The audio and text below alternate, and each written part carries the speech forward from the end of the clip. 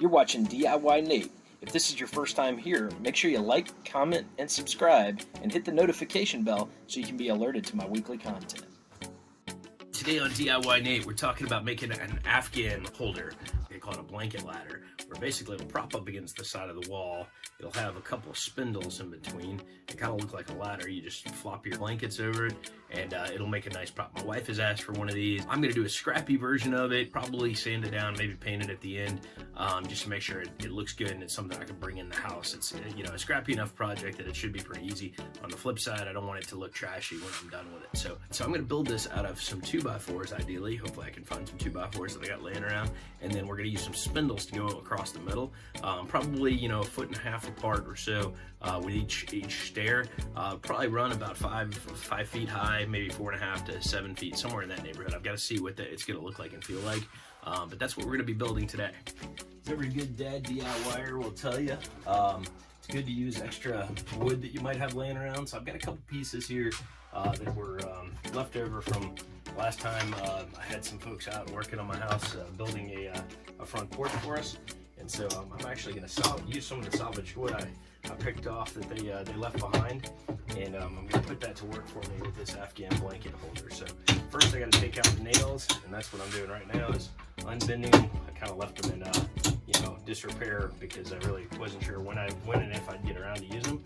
So now the time has come, which is always fun when you bust out that wood that you saved for a reason many years ago. And so I've got a little bit of working to do here to get these nails out of here. So I'm just going to be popping these out.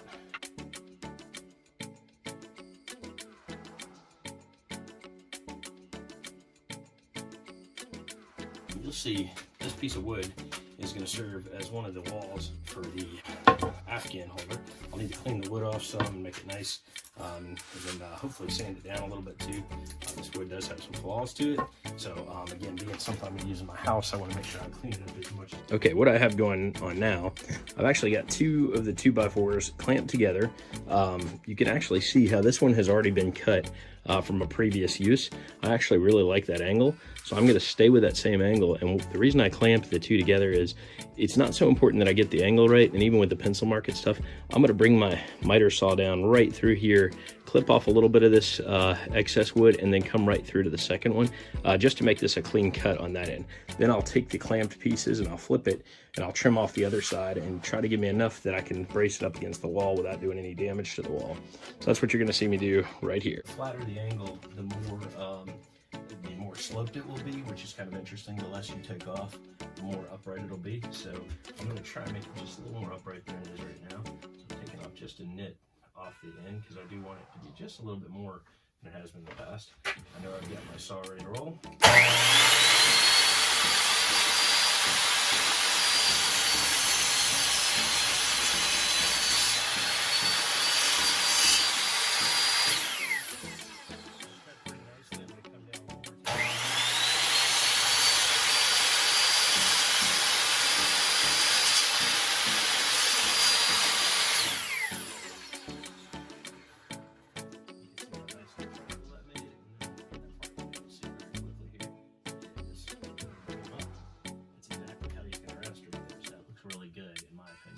So now the other trick with this is going to be to take off just a little bit from the ends here, so that I can feel really good that it's going to rest nicely up against the wall. And I need to do a little bit of checking against the wall to see what that's going to look like, because I want to make sure I've got enough of a bumper where it won't put a sharp piece against the wall, but I also don't want to take too much off because it's already somewhat short.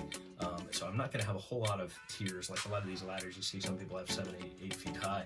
This one's going to be 4 feet pushing it. First, I'm going to level up the ends here. They're a little bit split and frayed on this one board, and so I'm hoping I don't have any metal in here. I don't think I do, but I'm just going to bring up the end of it, try to get this.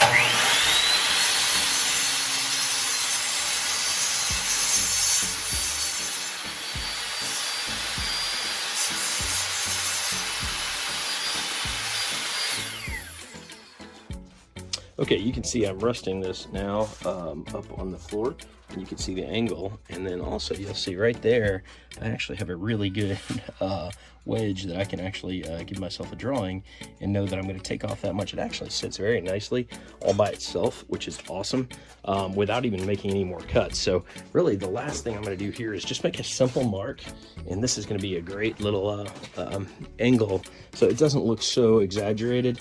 Some people will, you know, take off a ton of stuff, but because we don't have much for space to work with, I'm only going to take off about this much right here. So you'll see me just clip that off, and again, because I've got the pieces clamped, both pieces of wood are kind of working simultaneously. Because this cut is so tight on the angle here, I had to adjust my miter saw so that I can still have enough room to work for the best. Here we go.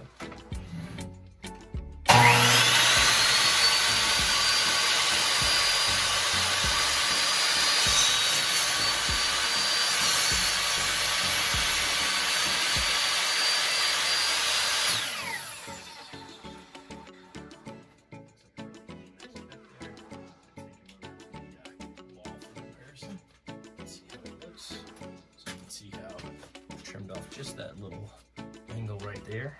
I know that, at least based on what I originally saw, that should fit nicely. Now you can see how it's propped in position, and it's buttoned up there nicely against the wall. So that gives me a nice clean angle for my rack. So now we know what it's going to look like on the ends. Now we just got to figure out how far apart we want these braces, maybe 1.5 feet. And we're going to use some wooden spindles here that have had some age and some weather, so painting them or staining them will be good, but we'll play that by ear. Another look here for you. Now that I've taken one of the clamps off, you can see the angle that it's at is pretty tight against the wall, which is actually great. It's not going to get in our way too much, and so it's about almost, it's 47 inches, so close to the 4 foot mark. So I'm thinking we're going to probably do one up here, one here, one here, probably one at the bottom down here that won't really be used, but it'll just be kind of there as a footer.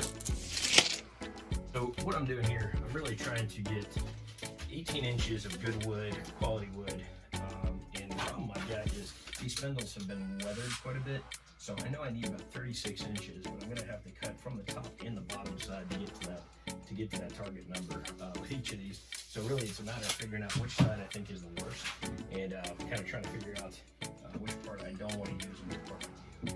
On this side, for this particular wood, my real best shot, gosh, it's tough to tell. There's some splitting wood at the top here, so I'm going to try and clip off about right here where the wood starts splitting. I take that piece off. I'm going to leverage more of the wood up here. So with each of these two spindles, I'm okay having a little bit rough. There's a rustic look and feel that I kind of like with these, so to me that's going to be okay. But I don't want to have it completely, you know, trashy looking like it's split wood and that sort of thing. So we're gonna go ahead and clip this off right about where the wood splits, and hopefully I'll be able to make enough out of it.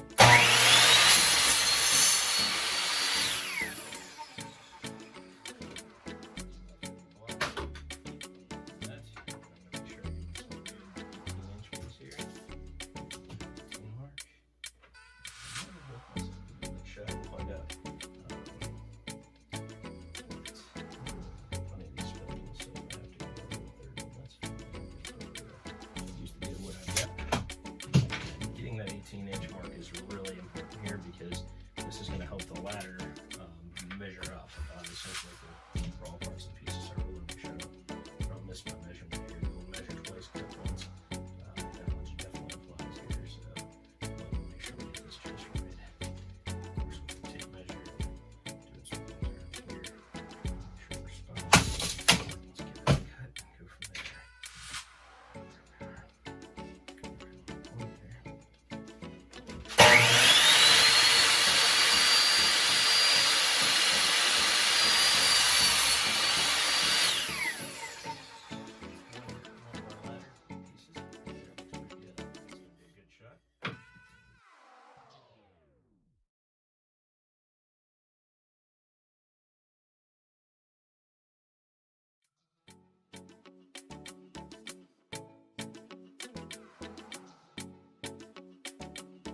For this part, I'm using a cordless belt sander to try and smooth out some of the raw, rough parts of this. I haven't really used a belt sander before, so I'm just kind of getting familiar with this tool for the first time.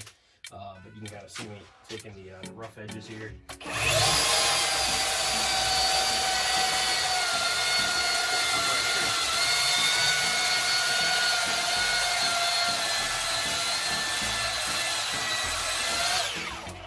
Smoother now, don't have to worry about my kids hurting themselves with a blanket getting caught on it. So we got one side done.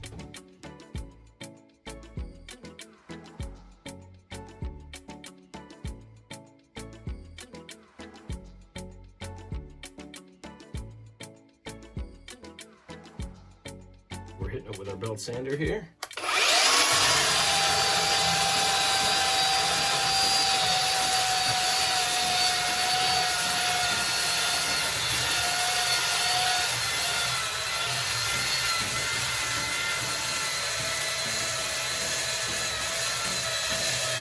So in this part of the video, I am sanding down the spindles and the 2x4s as I go through this. Really important to do this so that the blankets don't get caught on the wood, and also it'll help the stain and the pre-stain and the polyurethane take very nicely. So that's what I'm doing here.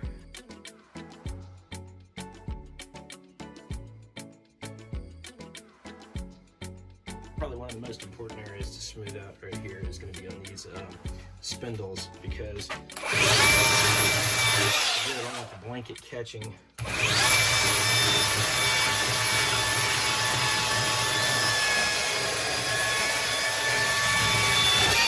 Any of the rough edges, so I'm trying to smooth these out.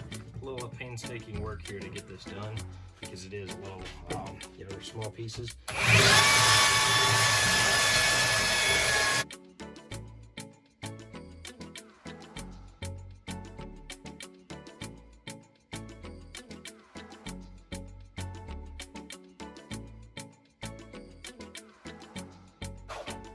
Pretty good. All of them are now nice and smooth, so we're ready to put them together.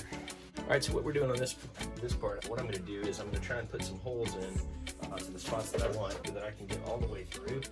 Really hard to get the depth once you put these spindles together. So by drilling at the same time, I should have no problem getting the spindle through, and then I'll pop those into the spindle. So we'll see how it goes. But, that's what I'm going to do. So now I'm using a drill bit. It's a pretty thin one, but I've extended a little bit so I can hopefully get a little bit of a notch created on the push, so that I can kind of see exactly what I'm working with. So we'll see how this goes. This is on.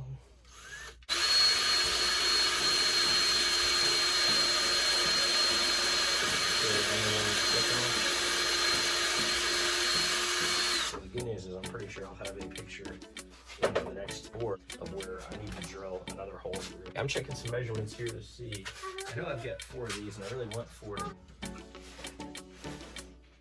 So I'm going to do every 14 inches with this one. It's probably a little different than how most people do theirs, but because of the size I'm working with, I'm going to kind of have to be a little bit creative on how I'm going to make this happen. So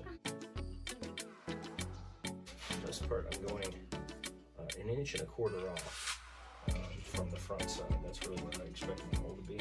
So 1.25 inches.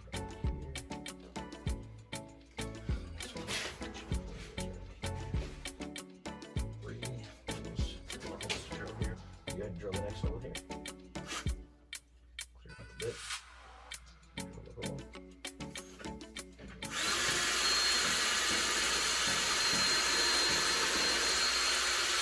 We'll probably have a pretty good marking in this one.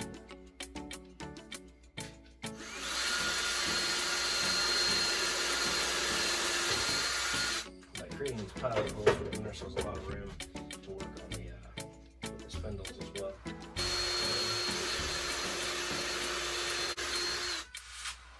Take the clamps apart, pieces out, take that first piece of wood off, hole is already marked, great, just come behind it, push this one as well.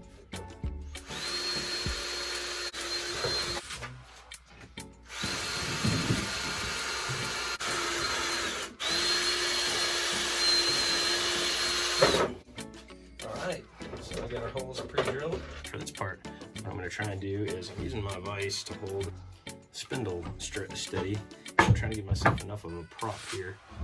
In a perfect world, I'd probably have my vise set differently, but now I'm going to go ahead and start this with my driver. Unfortunately, too, I don't have the best size screws for this. I would love to have something a little longer. I'm making do with what I got in the workshop right now. So I'm using some deck screws to do this. But, ideally, if it puts it in just right, it'll be fine. But I may go to the hardware store and buy some replacement screws. I'm trying not to split the wood while I go with my driver woods. And I've got that already in there. This is where I get a little bit of the fine touch feeling. How deep can I go without causing a problem here? And I'll make sure we get this just right in the right place.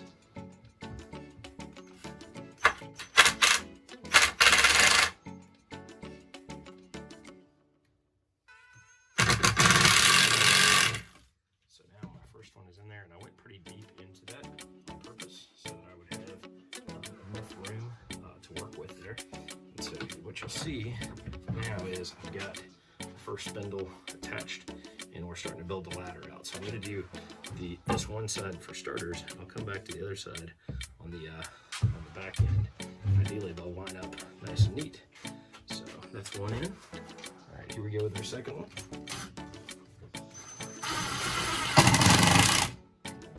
Feel the end poking out there. Make sure I line up nice and neat right in the middle of the spindle as much as I can. I can always twist these spindles on the back end, but I need to get them.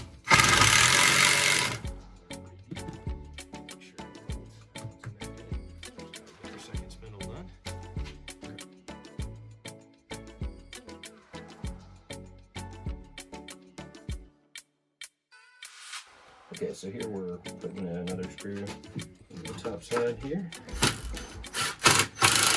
I'm trying to just get enough to tell me exactly where it is. So cut all the driver here.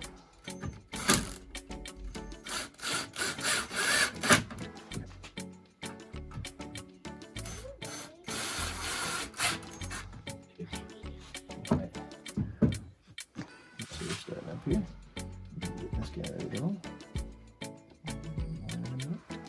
And one at a time here, each one will hopefully line up nicely.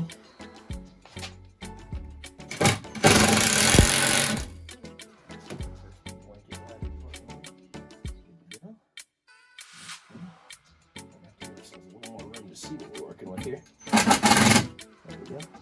So you really want to make sure you just go in right into the middle of each of the spindles. So that you got some good things there. Okay, second part of the ladder. There we go.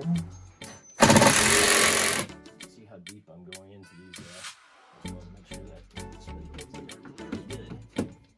This next one, I'm trying to give ourselves a little bit more room to see what we're working with here.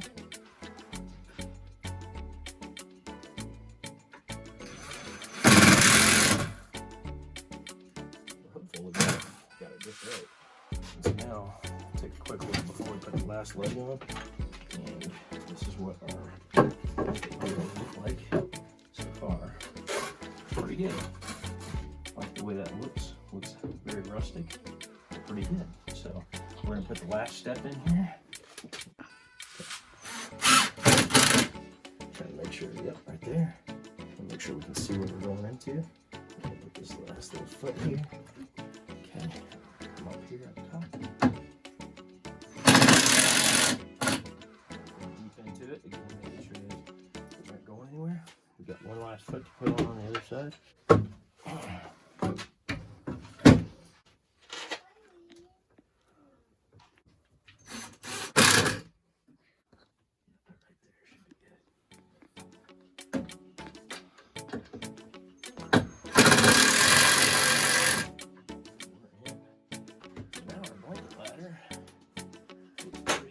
Good. Not bad if I do say so myself. That is awesome. Now we're going to level up make sure all the spindles look just right. They do. They look really good. They turned out really good. So that's how you make a blanket ladder right there. I feel really good that this is a quality product. Let's put it up against the wall and see how it looks. Okay, so now I'm looking at our blanket ladder. It's in good shape. It's not going anywhere. It's not putting any scuffs against the wall. I still might find a couple furniture pads, little chair pads to put on the very end, just so they doesn't slide anywhere. But I mean, this thing is pretty sturdy. I'm not going to tell my children to climb on it by any stretch, since I use very small screws. But this is pretty cool. It worked out real well. All right, so we're also going to take some of these chair self-adhesive chair stickers, and we're going to put these on the back and the bottom. We'll probably put 2 at each spot, just so we've got some coverage there. And that's actually right there. 8 of them should do the trick. Let's go put them on. So these self-adhesive furniture pads, I'm going to put 1 here. Apparently I only have room for 1 on the top side. I might be able to get 2 on the bottom. And so when that hits up against the wall, it will make sure it doesn't stick. So I'm going to probably use my nail gun on these 2, so that it'll really ensure that it stays in there. So we're going to test that out. It was really in good place there. That self-adhesive will keep the wall from getting damaged there. And then we'll also do it on the floor. Just, I don't think it's going to damage the floor or anything, but it just will help balance things out a little bit. Okay, so now we're putting the 2 chair pads on the bottom. We're going to go ahead and put the second one on this part, the second one on this part. And we're good to go. Our pads are nice. We're ready to go. So we've classed this thing up quite a bit. And now I'm going to shoot those with an air nailer as well. I know an air nailer would create some scratches for some people, but for me, where these are going to be, you can see how nicely this is going to fit. And really, that ladder is in pretty good shape. So we're liking that. Some people, you might opt to not use the foot because it could slide a little bit, but I'd rather almost have that pad there just to protect the floor and the walls, so I don't have to deal with that in the future. So let's take it out and nail these things in there. So now I'm taking my air nailer, and I'm just gonna take it right here and put an extra brad in there so that it's gonna hold nicely. And we'll take this one. That's gonna hold. We'll flip it the other part on the bottom side here. And shoot this one.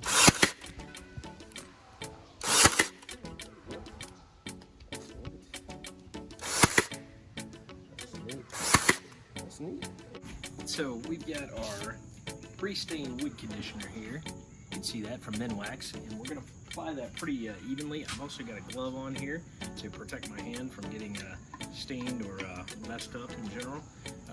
Some people choose not to use a glove, but today I've decided I'm gonna keep my skin on my fingers and not stain it to a strange new color. So we've got our sponge brush, and it says to apply this, put it in 5 to 15 minutes, and then wipe it off. And then within 2 hours, you need to apply your regular stain. So we know when we get into this project, we're into it. So we'll go ahead and start applying this. We'll see how it starts to take. You can see it absorbs the wood, takes it right on. That looks really good. Just see how it quickly treats the wood. Looks pretty good there. It's absorbing all that. So it's going to be nice. That's why you apply it to a softer wood like pine. We're applying this to the wood. It's easy here. It's pretty, it's going pretty quick.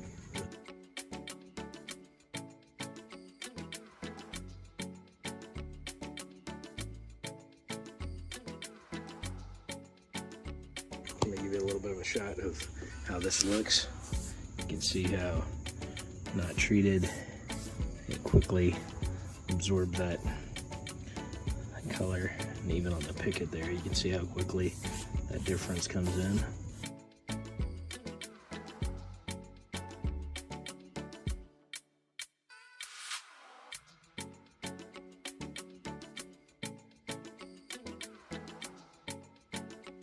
Let it sit for just a couple minutes here. We're going to take our rag now and wipe it down. Take any excess off. I don't think there's much to be taken off here. So I'm just kind of doing a quick once over. Make sure I don't have any runs. We're going to go ahead and apply our stain here.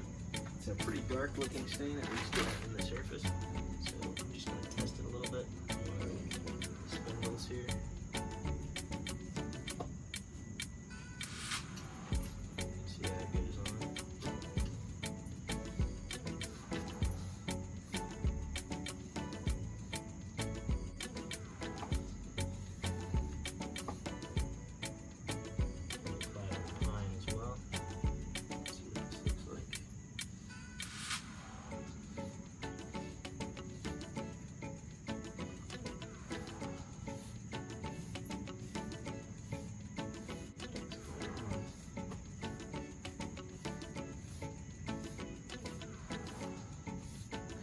so we're gonna wipe it off. We're supposed to let it sit for about 3 minutes, so that took about 3 minutes. And we're gonna go ahead and start to remove the excess based on anything that's hanging out there. And it's probably penetrated pretty nicely at this point. You go with the grain, it appears. It's based on what the instructions say. So,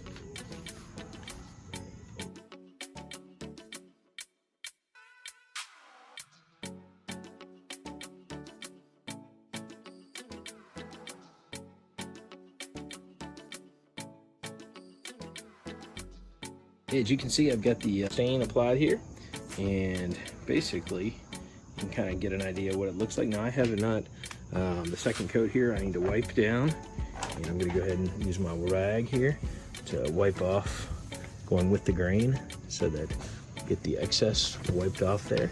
And it starts to look, it's taking a very nice look. You also see me do the long stretch here, and kind of what that looks like, and how much stain comes off as I wipe it down. You can see how it's absorbed into the wood there. It's taking a nice sheen here. Looks pretty good. I like this color too. It turned out very nice. Brazilian Rosewood on pine on the 2x4 here. Worked out pretty well. And Spindles already had some age and color to them, so they're going to be a little darker, which I'm okay with. Most of that will be covered anyway when we put it on the blankets.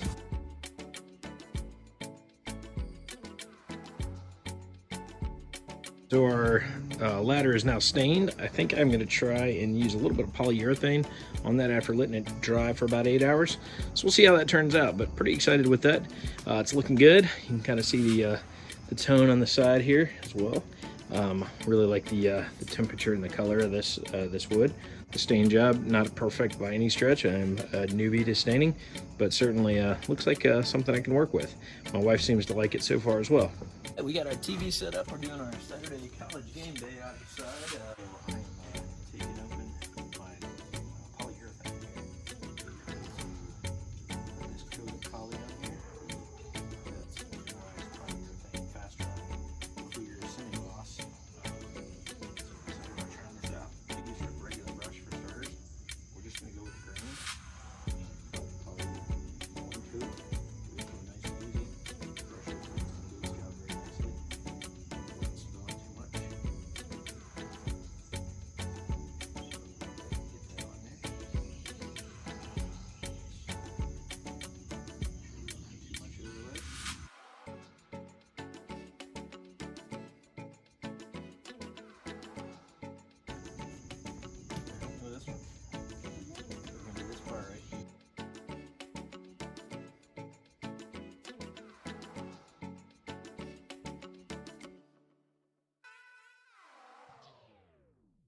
Okay, so now we're applying our second coat of our polyurethane stain. But the first stain coat looks like it applied very nicely. So now I'm just going with the grain, putting this on here, and we'll give it another 4 hours to dry after we put this stain coat on. You can see how it's really making it shine. It's giving us some good color and good texture here. We're gonna make sure we don't leave too much wetness on there, but that shine is going to look really nice and protect the wood nicely. So for years to come, wood won't catch the blankets either, because it's got that a good clean glossy coat to it. So I'm excited about how this is turning out. It's looking really good.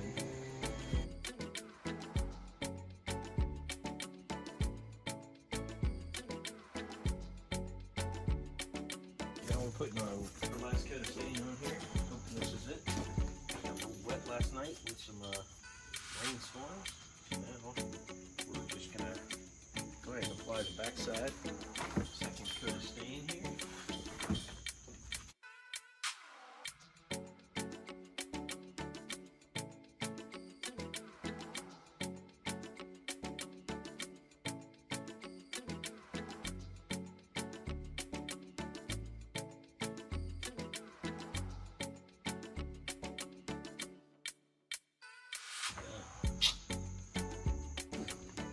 All right, so now you can get a really good look at how this has turned out.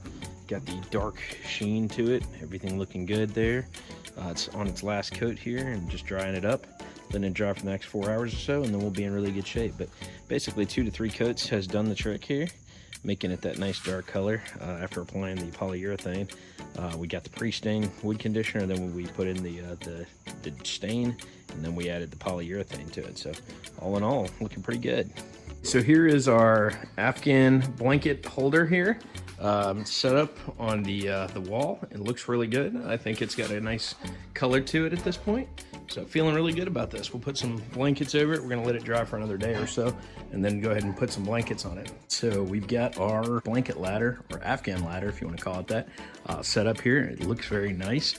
My wife has folded up her blankets and has them looking nice on there. She actually refolded them after I put them on there to make them look all nice and neat, and feel really good about how this looks. And our room gives us some nice, layout there. I got a little bit of a quote above it, some pallet wood, and feel like this is pretty cool. It turned out to be quite a nice project, and I know my wife likes it as well, so pretty cool. All things done, I'm happy with this. If you enjoyed this project, don't forget to like, comment, and subscribe, and tell me about how your project went. I'd love to hear if you tried this out, what you thought of it, if you used some different strategies.